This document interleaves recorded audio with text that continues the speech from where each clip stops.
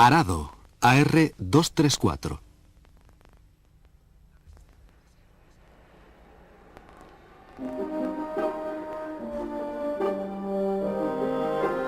La preocupación por el hombre y su destino debe constituir siempre el principal objetivo de todo esfuerzo técnico, para que las creaciones de nuestra mente sean una bendición y no una maldición para el género humano. Esas fueron las palabras de Albert Einstein a sus colegas en 1931. Pero ya antes de que acabara aquella década, los científicos de la Alemania nazi emplearían sus esfuerzos en desarrollar multitud de nuevas armas. En 1943, los investigadores de la Luftwaffe crearon el arado AR-234. Conocido como Relámpago Bliss, el nuevo y poderoso bombardero a reacción elevó la guerra en el aire a un nivel totalmente distinto. Capaz de volar más alto y más rápido que cualquier avión aliado, el AR-234 estaba perfectamente adaptado al reconocimiento y fue el precursor de los modernos U-2 y SR-71. En batalla, la capacidad para observar y predecir el movimiento enemigo siempre ha sido crucial. Con la llegada de los globos como el Concorde de la Primera Guerra Mundial, diestros observadores eran elevados por encima de las trincheras propias para vigilar las líneas enemigas.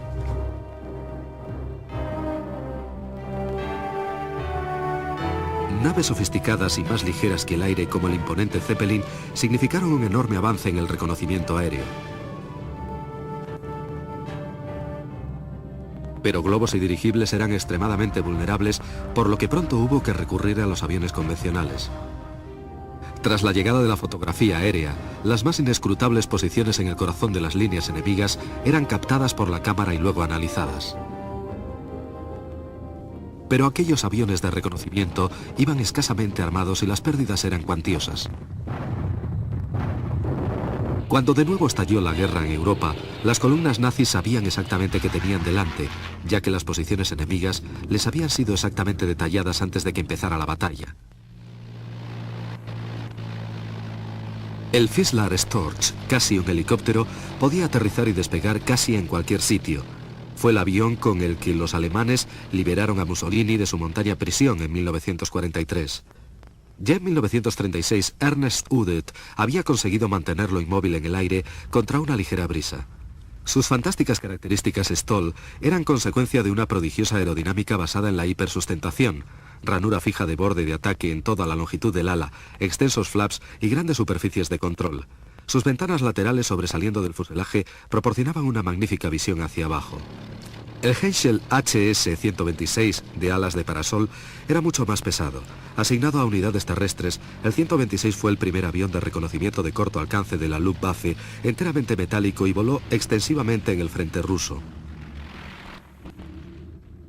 El mini helicóptero Fokke Achilles se utilizó como plataforma de observación para submarinos en alta mar. Apenas capaz de elevar a su tripulante, su elemental rotor suministraba la sustentación justa mientras era remolcado por el submarino.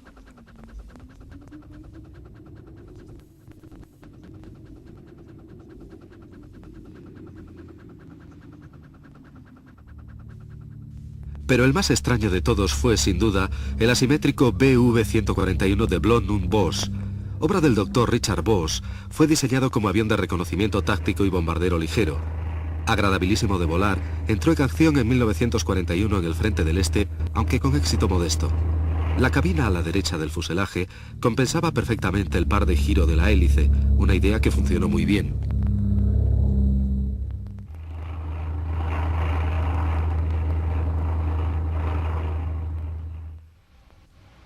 También los aliados trabajaron con ahínco en sus propios aviones de observación y reconocimiento. Un buen ejemplo fue el británico de Havilland Mosquito, construido enteramente en madera. El Mosquito volaba muy rápido y a gran altitud, haciendo realmente necesaria la utilización de cámaras más evolucionadas. Fue este aparato de madera contrachapada el que derribó unas 600 bombas volantes V-1. Era tan rápido que tan solo se perdía un avión por cada 2000 incursiones aéreas realizadas. En Estados Unidos, los esfuerzos realizados en aviones de reconocimiento como el Lockheed F-5 o el P-38 Relámpago Lightning fueron igualmente sobresalientes. Las sofisticadas cámaras de alta resolución colocadas en el morro de los aviones hacían que la información llegara constantemente desde el frente.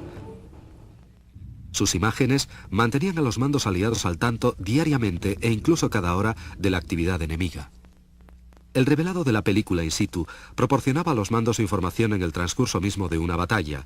El arte del reconocimiento había recorrido un largo camino desde los días de la observación en globo.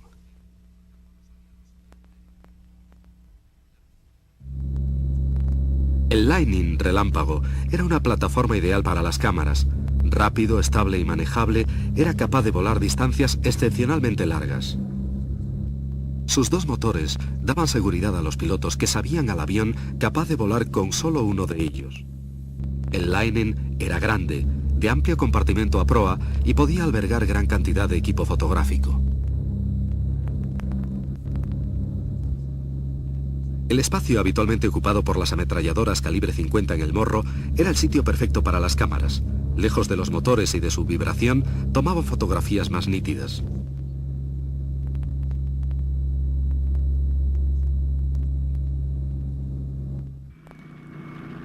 En Alemania, el Focke-Wulf FW-189, el Búho, fue usado como avión de reconocimiento de corto alcance y trabajó en estrecha colaboración con las fuerzas terrestres.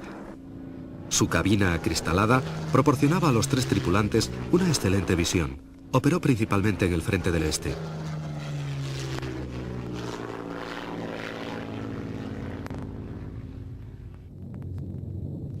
El Dornier DO-335 Fail Flecha, con sus 765 km/h, fue el avión de hélice más rápido de la Segunda Guerra Mundial.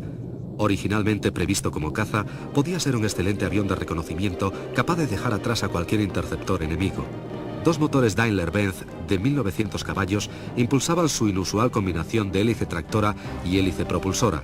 Aunque no llegó a entrar en combate, fue realmente único. El Heinkel HE-280 anunciaba una época de nuevas posibilidades para el reconocimiento aéreo. Con la fabricación de motores a reacción fiables, se llevó a cabo un gran paso adelante. Estos revolucionarios motores capacitarían a los aviones de reconocimiento para sobrevolar impunemente sobre territorio enemigo por primera vez.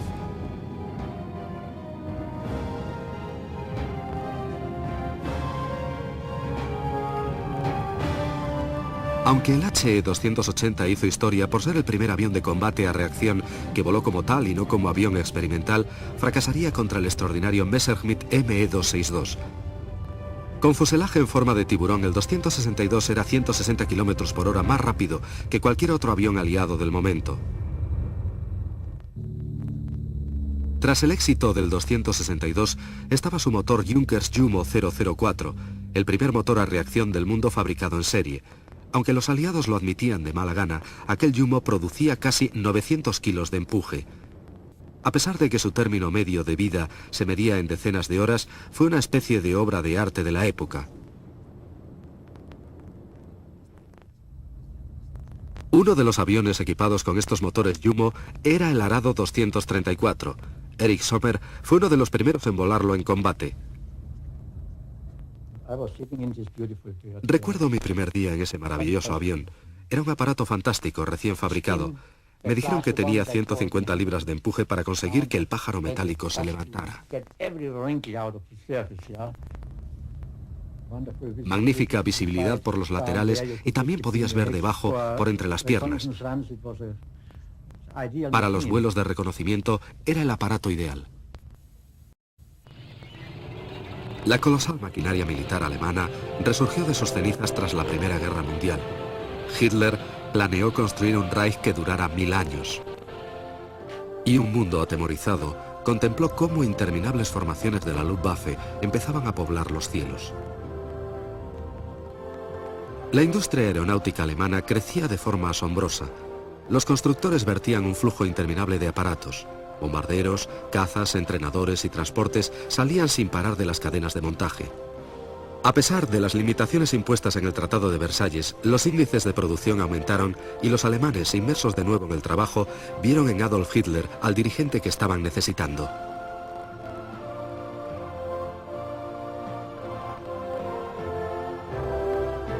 Compañías como Arado fabricaban los aviones de serie a cientos, algunos con licencias, otros de propio diseño. Por ejemplo, el torpedero AR-195, el avión de reconocimiento 198, El arado 231. Totalmente desmontable para caber en el angosto depósito estanco de apenas 3 metros de diámetro de los submarinos desde los que operaba buscando blancos enemigos más allá del alcance visual del periscopio. El AR-240. Un avanzado caza pesado que incorporaba adelantos tales como un freno aerodinámico en el cono de cola. Sus funciones incluían el reconocimiento a alta velocidad.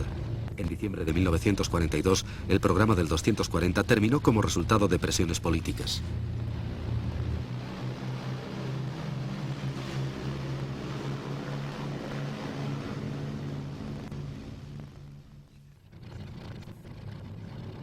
Denominado el 100 pies por sus 22 ruedas retráctiles bajo la panza que le permitían operar en terrenos blandos e incluso cruzar zanjas, el innovador arado 232, de cola alta y espaciosa bodega casi a ras de suelo, fue el sucesor en la Luftwaffe del popular Junkers 82 Tianyu.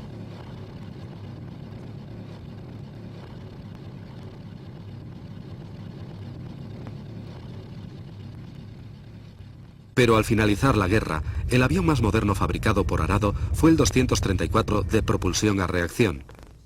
De proa a popa, era de extraordinaria belleza. Sus turborreactores Junkers Jumo 004 eran una obra maestra de la ingeniería e iban montados bajo las alas para facilitar el acceso. Cada Jumo tenía un pequeño motor de arranque de gasolina que podía ser accionado eléctricamente desde la cabina o manualmente tirando de una anilla en forma de D colocada en la aguja de la tobera de admisión. Otra posibilidad de arranque de los Jumos era mediante una unidad de potencia auxiliar a gasolina que hacía girar las turbinas hasta el punto de ignición. Era un proceso engorroso. Había que encender un motor y después el otro.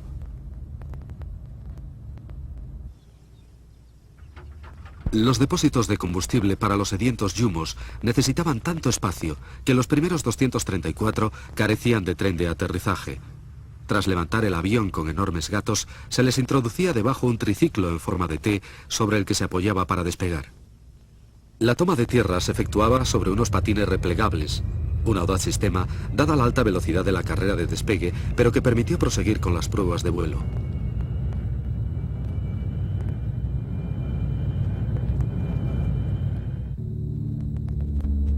Los patines de aterrizaje debieron ser inmediatamente reforzados. Y al triciclo se le añadió un paracaídas de frenado. Un Arado 232 100 pies realizó con éxito las pruebas.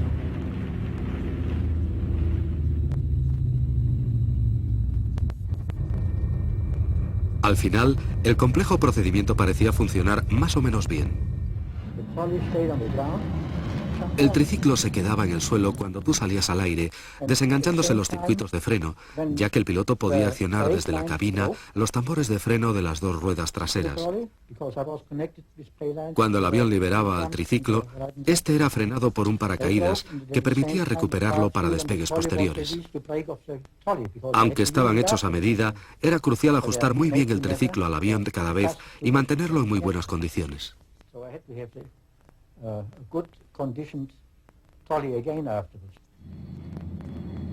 Pero no todas las pruebas con los triciclos salieron bien.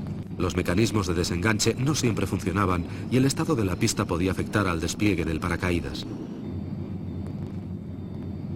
Una vez en el aire, los patines se replegaban y la misión seguía su curso. Una vez volando, el avión iba bien, al igual que todo lo demás. Era una delicia pilotarlo. Sobre todo aquel prototipo sobre patines. Podías volarlo con solo 2 dedos. Los patines proporcionaban al avión un aterrizaje firme. La carrera de aterrizaje era de longitud normal. Pero en cuanto la velocidad del aire disminuía, invariablemente, el avión caía sobre uno de los lados.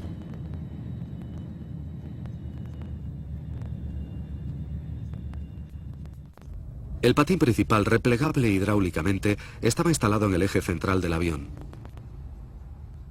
Además disponía de 2 balancines retráctiles bajo los motores.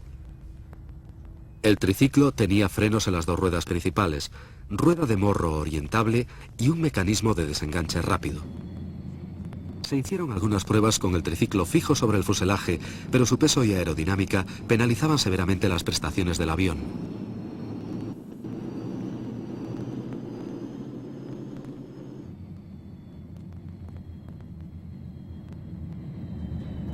Algunos aterrizajes rozaron la catástrofe. La carretilla elevaba en exceso el centro de gravedad del avión, dificultando enormemente su control. Los frenos que equipaba eran duros de accionar y poco fiables. Las ruedas de ancho balón eran el único mecanismo de absorción del impacto del pesado aparato contra el suelo.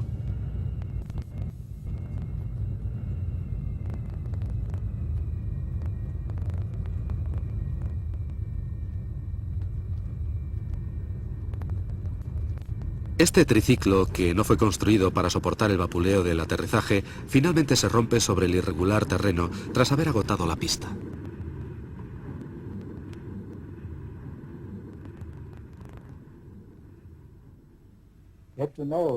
Tenías que conocer muy bien el estado del terreno antes de aterrizar el avión. La idea de los diseñadores era que los 234 pudieran aterrizar en cualquier sitio. Una idea muy tonta.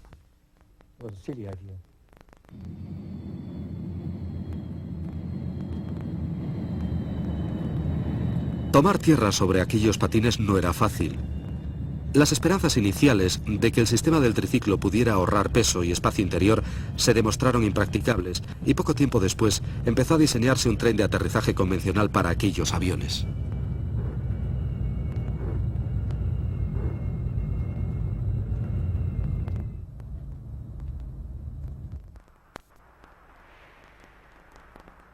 Los pilotos accedían a la carlinga a través de una escotilla de plexiglas situada sobre el asiento.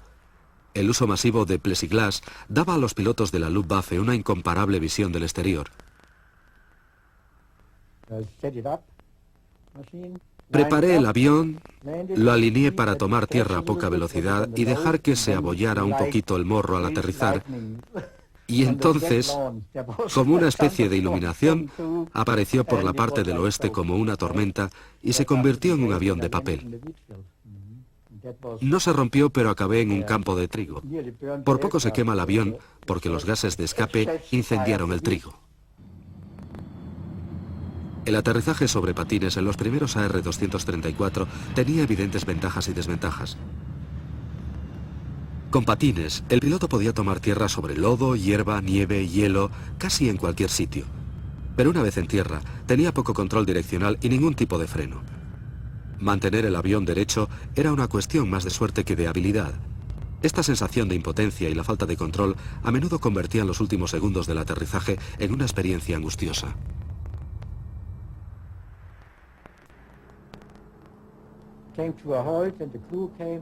Cuando al fin se detenía, llegaba el personal de tierra, venía con los gatos, levantaban el avión, ponían la carretilla debajo, aseguraban los cierres tipo bomba y luego con un tractor te remolcaban. Con el avión solo estabas totalmente inmovilizado, no podías carretear. Y claro, fue un alivio cuando por fin instalaron tren de aterrizaje de ruedas. No obstante, cientos de aterrizajes con éxito sobre todo tipo de superficies demostraron un buen funcionamiento práctico de los patines. Para paliar el problema de la falta de frenos, algunos prototipos fueron equipados con un paracaídas de retención que se desplegaba en cuanto el avión hacía contacto.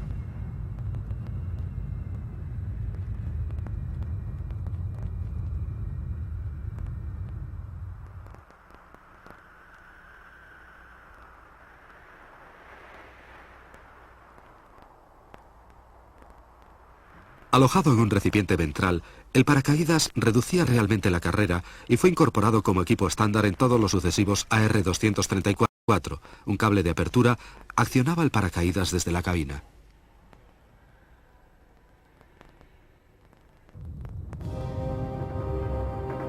El 6 de junio de 1944, día D, elevó a cota máxima la necesidad de la Luftwaffe de un avión rápido de reconocimiento. Realicé mi primer vuelo de reconocimiento sobre el frente invadido el 7 de agosto, el cual figura oficialmente como el primer vuelo de reconocimiento a reacción operacional del mundo.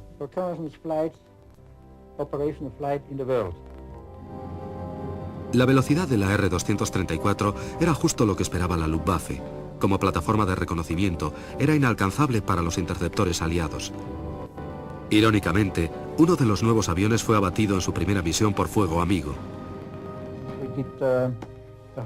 Recorrimos toda la zona invadida, también el sur de Inglaterra, todos los aeródromos de la zona sur de Inglaterra, en donde estaban los americanos. Era como si toda el área fuera un gran campo de aviación. Era increíble lo que habían montado allí.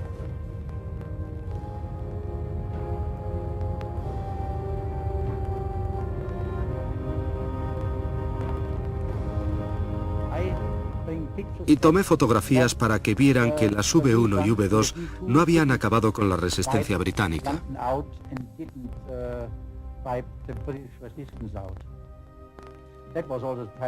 Todo era una gigantesca propaganda de Himmler.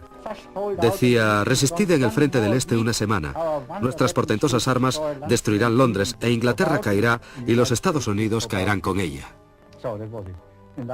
Así eran las cosas. Y vuelvo yo con las fotografías en las que Londres está intacto. De vuelta a casa me topo con un mosquito. Yo iba y él venía. Nos podíamos saludar uno a otro. Seguramente él no llevaba armas y yo tampoco. No podíamos hacer nada. Intercambiarse una inclinación de cabeza o un saludo no eran cosas tan extrañas en los cielos de Europa.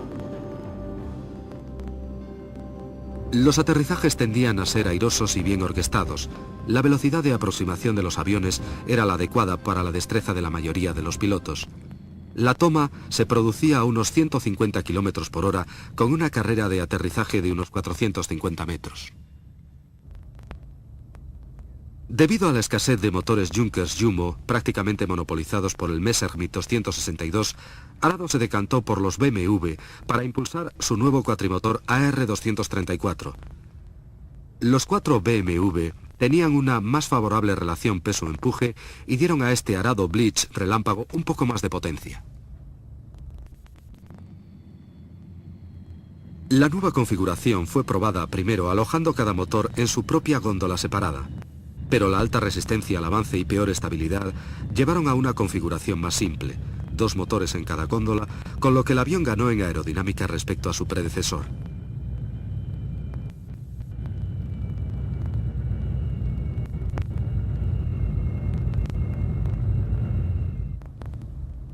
Los problemas sufridos con los patines de aterrizaje hicieron que Arado volviera al tren de aterrizaje convencional. El resultado fue el AR234B, ligeramente más largo pero por lo demás igual, con un fuerte tren de aterrizaje retráctil. La robusta rueda de morro se retraía hacia popa, mientras que el tren principal lo hacía hacia proa. Este tren principal ocupaba un espacio anteriormente dedicado al almacenaje de carburante. El fuselaje fue ensanchado para poder albergar el tren principal y su mecanismo. Sin embargo, el nuevo tren de aterrizaje no fue la panacea que esperaba la Luftwaffe. Aunque hizo al avión mucho más maniobrable en tierra, su anchura era tan escasa que los aterrizajes se convirtieron en algo problemático. Además, las ruedas sobredimensionadas, pensando en pistas irregulares y mal preparadas, hacían sentirse al piloto como sobre una suave montaña rusa. Aún así, la perspectiva de acabar con el fastidioso sistema de triciclo y poder despejar rápidamente la zona de aterrizaje para otros aviones que regresaban, hizo que los problemas con el nuevo sistema parecieran nimios.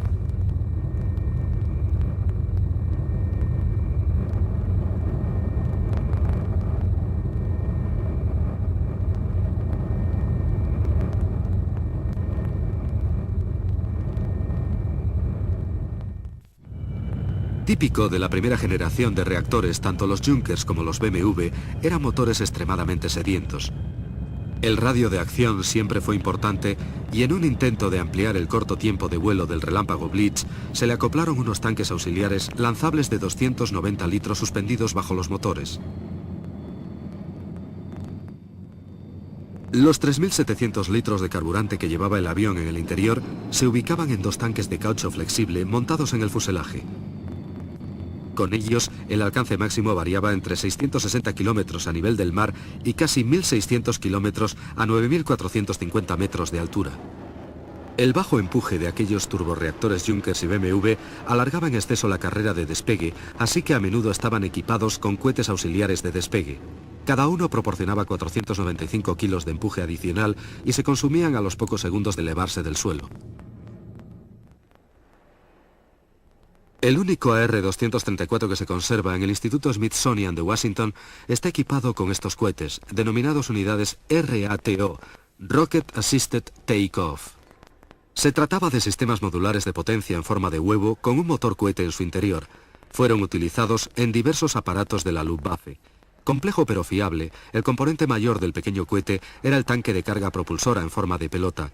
Los dos propelentes que contenía, los combustibles para cohete denominado T y C, entraban en ignición por contacto.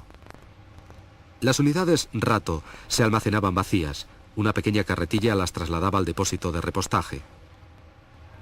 El combustible C, un catalizador a base de agua, alcohol e hidracina, era relativamente inocuo y no requería especiales precauciones. El combustible T, por el contrario, principalmente peróxido de hidrógeno y un estabilizador, era extremadamente tóxico. Altamente ácido, resultaba letal al tacto. Los operarios a su cargo debían llevar traje protector.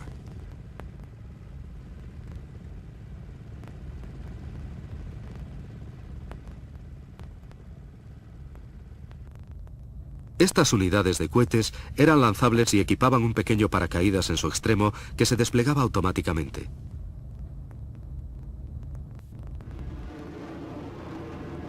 Con ellas se mejoraba drásticamente las prestaciones, pero una vez en ignición no había forma de detenerlos. Sin embargo, era posible desprenderlos del avión en caso de emergencia. En operación normal, tras el agotamiento de su combustible, los cohetes eran desprendidos por el piloto. Debían ser lanzados al unísono. Que uno de ellos quedara colgando suponía la inmediata desestabilización del avión. Luego eran recogidos y puestos de nuevo listos para operar en cuestión de horas. Con ellos el despegue era fácil, el ángulo de ataque mayor y la velocidad de ascenso magnífica.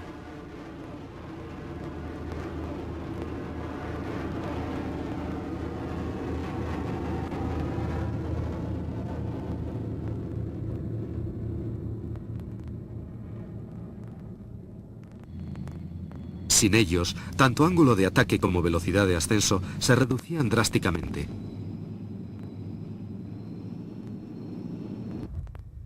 Las unidades podían desengancharse casi a cualquier altitud. A veces, tal como este atrevido cámara nos muestra, el paracaídas del sistema RATO fallaba y el cohete sufría daños imposibles de reparar. Pero cuando todo marchaba bien, los cohetes podían ser utilizados de nuevo.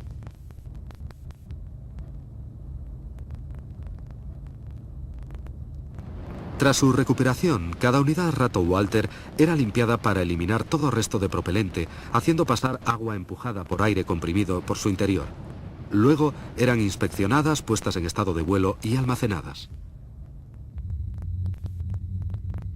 El bombardero AR-234, con 3 bombas y 2 unidades RATO acopladas, carretea hacia la pista de despegue. Una bomba está instalada bajo el fuselaje y las otras 2 cuelgan de las góndolas de los motores. En esta versión, equipada con tren de aterrizaje convencional, una bodega de bombas ocupa el lugar de los patines de aterrizaje, mejorando la aerodinámica.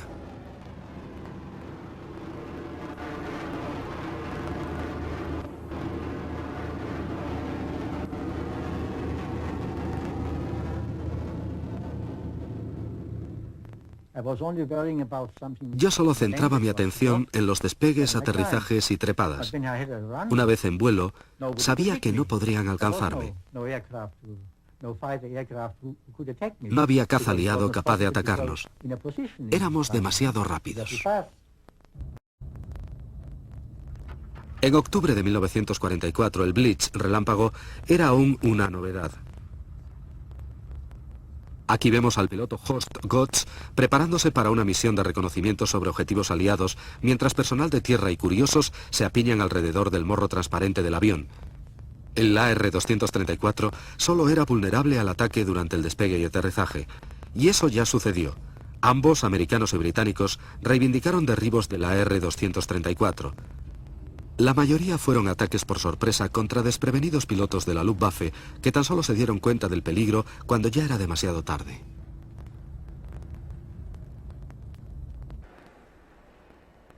El plexiglass tenía algo más de medio centímetro de grosor y permitía a los pilotos una extraordinaria vista panorámica. Los primeros modelos carecían prácticamente de visibilidad hacia atrás. Más tarde, se les acopló un periscopio de visión trasera. Fue una innovación que ahorró muchos derribos. Los pilotos podían ahora evitar ataques sorpresa desde atrás, una experiencia invariablemente fatal. El periscopio fue una idea de Erich Sommer. Desarrollé el periscopio a partir del que tenían los tanques Panzer. Era bastante pesado, mejor para un tanque que para un avión. Pero la idea era que el piloto pudiera mirar a través del visor y ver qué había ahí detrás, por encima del horizonte. Saber qué pasaba afuera te daba la seguridad de que detrás de ti no había nadie. En tierra había también mucho trabajo para el personal de la Luftwaffe, siempre presionado y siempre corto de efectivos. A estas alturas, muy poco podían hacer ya para cambiar el curso de la guerra, aunque siempre intentaron mantener una apariencia de optimismo. La radio para comunicarse con los compañeros que están volando era el centro de actividad.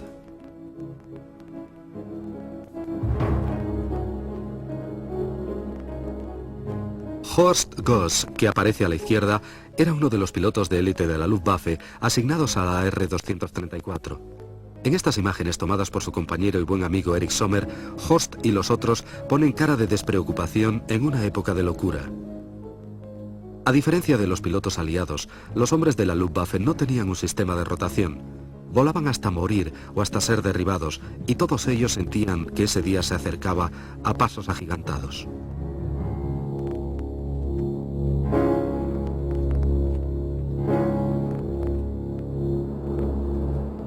Con los aliados estrechando cada vez más el cerco, las tropas nazis ahora tenían que defender el suelo alemán por vez primera. La resistencia se hizo más sangrienta y más fanática. Las pérdidas de hombres y material estaban más allá de lo creíble. El Reich se estaba desintegrando en el torbellino creado por Hitler. Los bombardeos aliados arrasaron las ciudades, dejaron a la industria inoperante. La carnicería fue inaudita.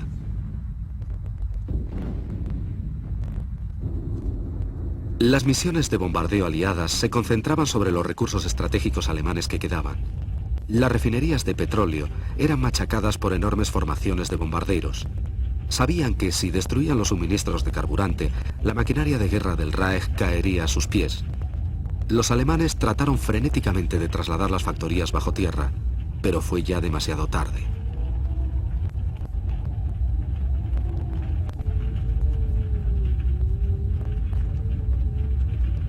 La destrucción fue total. Desde Ludwig a Lenneix, los Alpes, al sur, a los Alpes, no se podía cubrir con reconocimientos. Así que fui trasladado a Biblis con mi propio comando, un avión y todo el equipo de mantenimiento. Operaba desde un horrible aeródromo, en un área industrial encharcado con mucha niebla y muy mal tiempo. Tenías que ir a tientas entre el humo y la bruma, y operé desde allí toda la zona entre los Alpes y Holanda. Un vehículo oruga, el Kettenkrad, asignado a la unidad de Sommer, se utilizó en Biblis durante el invierno de 1944 para recuperar las unidades de cohetes Rato. Sommer y su AR-234 soportaron intensas nevadas. La vida en el bosque era difícil, pero no insoportable.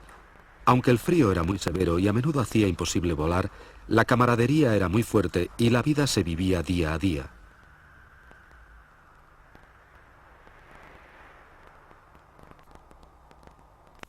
El camión de comunicaciones, como todo lo demás en aquella pequeña base, estaba bien escondido.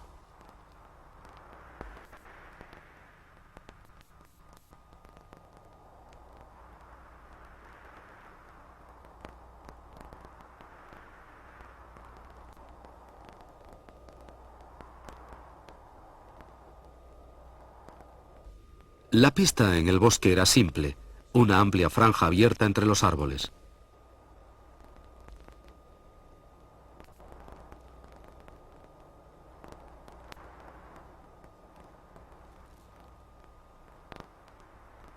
El solitario AR-234, para el cual se construyó toda la base, permanece cubierto con una funda a prueba de agua.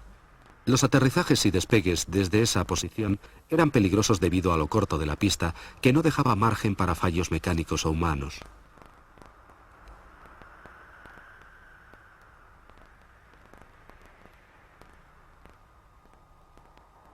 El cielo sobre ellos no siempre estaba tranquilo.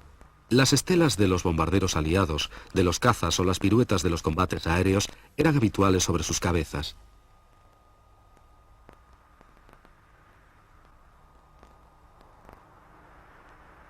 Mientras tanto, el avión de Sommer permanecía camuflado, cubierto con sus fundas. En enero de 1945, la nieve empezó a derretirse y las operaciones en Biblis se reanudaron.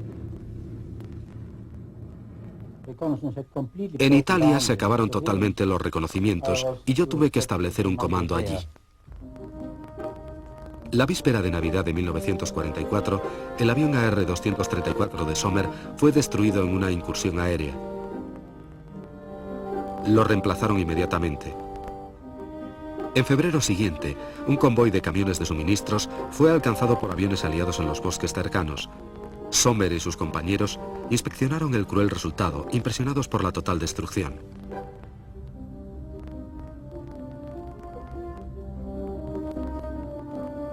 A pesar de que el duro invierno de 1944 frenó el avance de los aliados, cuando la nieve empezó a fundirse, su implacable escalada de victorias continuó. En el norte de Italia se luchaba contra el barro y a veces se le vencía. Las dificultades parecían no acabar nunca. El alivio no existía y las privaciones eran a veces insufribles.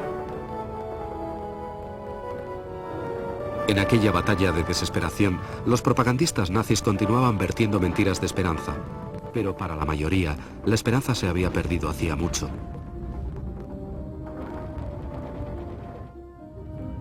Las misiones con los AR-234 continuaban. Como bombardero, atacó a los aliados en Remagen.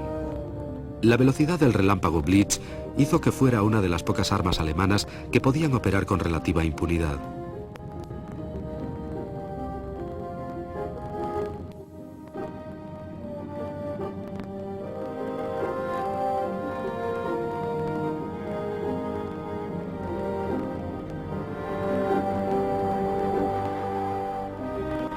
El que soportaba la mayor parte de la tarea de caza en una Luftwaffe cada vez más escasa era el Messerschmitt ME-262. Rápido y efectivo, el Schwalbe, golondrina, también resultó ser un difícil blanco para los pilotos aliados. Vulnerable solo durante los despegues y aterrizajes, el moderno caza a reacción alemán llegó sin embargo demasiado tarde. La infraestructura alemana se colapsó ante la embestida aliada. La versión de bombardero del AR-234 también llegó con retraso. Pero cuando finalmente entró en batalla fue devastador. En su agonía, la Alemania nazi lanzó casi 3.000 cohetes V2 contra Inglaterra. Con una velocidad de impacto de unos 6.000 km por hora, eran imposibles de interceptar. Las armas alemanas eran sin discusión las más avanzadas del momento. El AR-234, el mejor avión de reconocimiento del mundo, fue un motivo de orgullo para los pilotos de la Luftwaffe que lo volaron. Las fotografías que proporcionaron a los mandos de la Wehrmacht eran magníficas. Y la impunidad con la que efectuaba sus vuelos era una vergüenza para los aliados.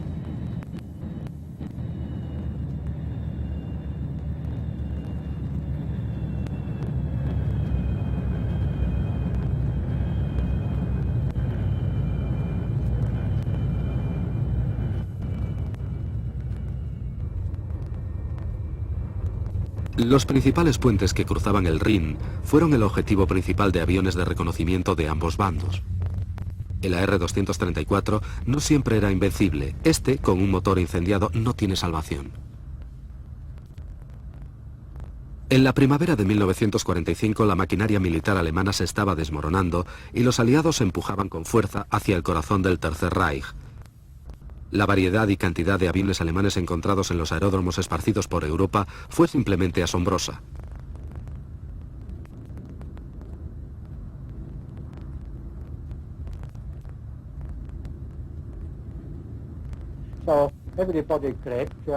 Todo el mundo se apropió de la tecnología alemana, aunque los aliados ya habían desarrollado su propia investigación. Algunas técnicas alemanas ya habían sido superadas por otras puestas en práctica en Inglaterra o en América. Nadie tenía total control sobre los nuevos descubrimientos. Entre los aviones capturados se encontraban numerosos AR-234. Bajo la operación denominada Lusty, los aviones de la Luftwaffe de mayor interés tecnológico para los aliados, como el AR-234, fueron asignados a equipos especiales de recuperación británicos y americanos. El objetivo era estudiar su tecnología para mejorar sus futuros proyectos. Los esfuerzos se intensificaron cuando se hizo evidente que los rusos tenían exactamente las mismas intenciones.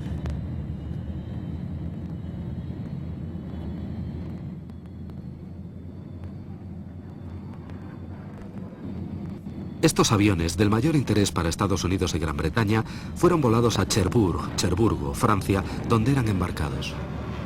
Entre los aviones recuperados por este equipo llamado los Watson Riders, están estos dos AR-234 ya pintados con las identificaciones de la US Army Air Force.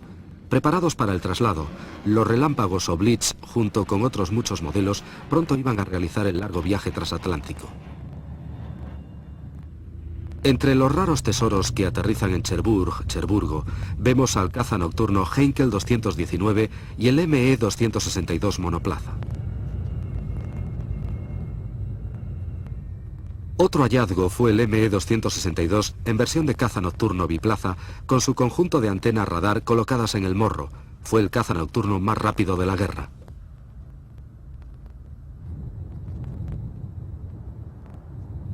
Zarpando de la costa francesa, los cargueros llevaban su curiosa carga hasta los Estados Unidos. Cuidadosamente impregnado para protegerle del ambiente salobre de cubierta, vemos un rapidísimo Dornier Arrow. Junto a él, viaja un solitario AR-234.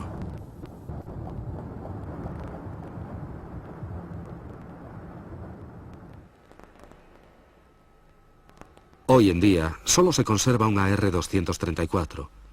Forma parte de la colección del Instituto Smithsonian. Este avión ha sido total y meticulosamente restaurado. El general Fred Ascani fue uno de los pocos pilotos americanos que tuvieron el privilegio de volarlo.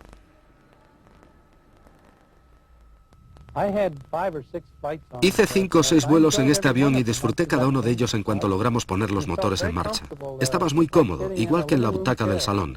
Tenías una panorámica mucho mejor que la mayoría de los aviones, parecida a la que tienes en un helicóptero, en los que también he volado bastante, dentro de una especie de burbuja, y tienes una gran visibilidad. Lo que recuerdo de este avión es que era muy estable y muy fácil de volar. El mayor problema era conseguir poner en marcha los motores, y cuando lo lograbas, habías cubierto el 90% de la experiencia. Presentaba lo que nosotros llamamos saltos, cavitation. El motor saltaba, lo que significa que te impulsaba hacia adelante y luego paraba.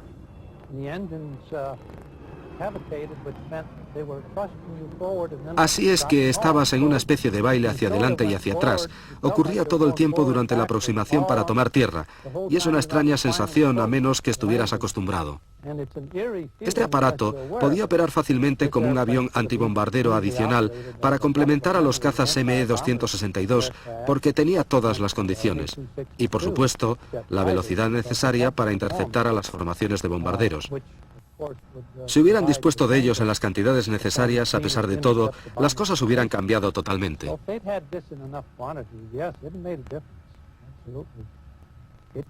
Hubiera sido un arma formidable, desde luego. Tras la guerra, la herencia del arado perduró en muchos aspectos. Los bombarderos bimotores a reacción se convirtieron en equipamiento obligado de las principales fuerzas aéreas del mundo. Uno de sus primeros y más famosos descendientes fue el English Electric Canberra, bombardero ligero y avión de reconocimiento.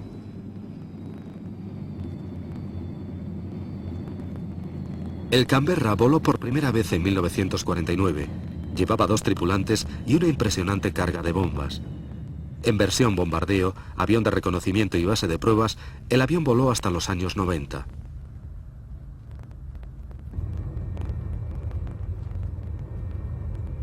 Los Estados Unidos también consiguieron su propia versión del Canberra. Le llamaron B-57. Construido por la compañía Martin, se convirtió también en un comodín. Proyectado para la Fuerza Aérea como bombardero nocturno, se diferenciaba de su homólogo británico por tener los asientos de los tripulantes en tándem en vez de uno al lado del otro. Se construyeron versiones especiales para reconocimiento con mayor sección exterior del ala para aumentar la sustentación a gran altitud, y se le retiró todo el armamento para hacerlo más ligero. En la mayoría de los B-57, las cámaras se instalaban en la bodega de bombas. A mediados de los 60, se consiguió que fotografías tomadas a casi 100 kilómetros de altura tuvieran la misma definición que las que se hacían a medio metro. 2 de estos aviones han estado trabajando para la NASA hasta hoy.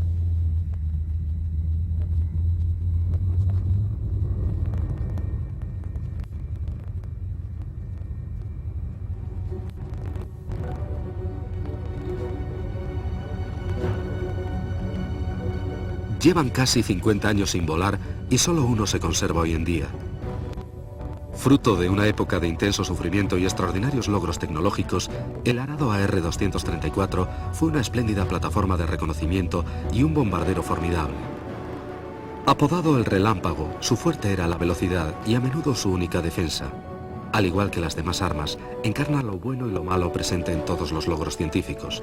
Su propósito fue claramente violento. Posibilitaba a los hombres a destruir con más eficacia, pero su revolucionaria tecnología también sirvió para facilitar y mejorar las vidas de las futuras generaciones.